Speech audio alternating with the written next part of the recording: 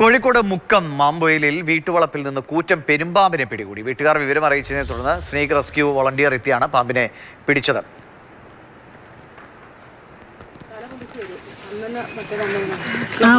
പള്ളയില് പട്ടിക്കുട്ടിന്റെ അത്ര കള്ളാണ് കേട്ടോ പള്ളയിൽ നിറഞ്ഞു കിടക്കുന്നത്.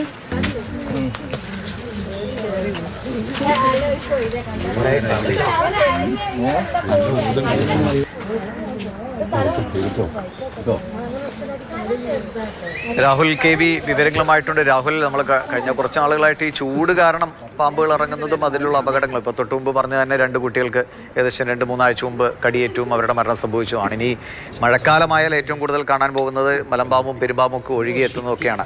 ഇത് അങ്ങനെ ഒഴുകിയെത്തിയതോ മറ്റോ ആണോ, അതോ എന്താണ് വിവരം?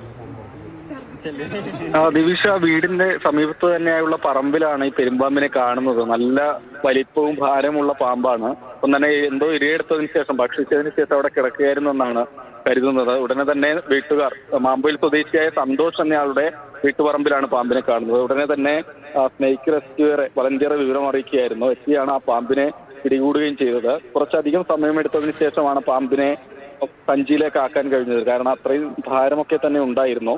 എന്തായാലും ഇതിനുശേഷം ഈ പിടിച്ച പാമ്പിനെ വനം വകുപ്പിന് കൈമാറും. അതിനുശേഷം വനത്തിൽ തുറന്നുവിടുമെന്നാണ് ഉദ്യോഗസ്ഥർ അറിയിക്കുകയും ചെയ്തിട്ടുള്ളത്. എന്തായാലും വീടിന് അധികം ദൂരെയായല്ല, ഏകദേശം സമീപത്ത് തന്നെയായുള്ള പറമ്പിലാണ് ഇത്രയും വലിയൊരു പാമ്പിനെ കണ്ടിട്ടുള്ളത്. ഇതിന് മുൻപ് ഈ മേഖലയിൽ പെരുമ്പാമ്പിന്റെ സാന്നിധ്യം അങ്ങനെ ശ്രദ്ധയിൽപ്പെട്ടില്ല എന്നാണ് വീട്ടുകാർ പറയുന്നത്.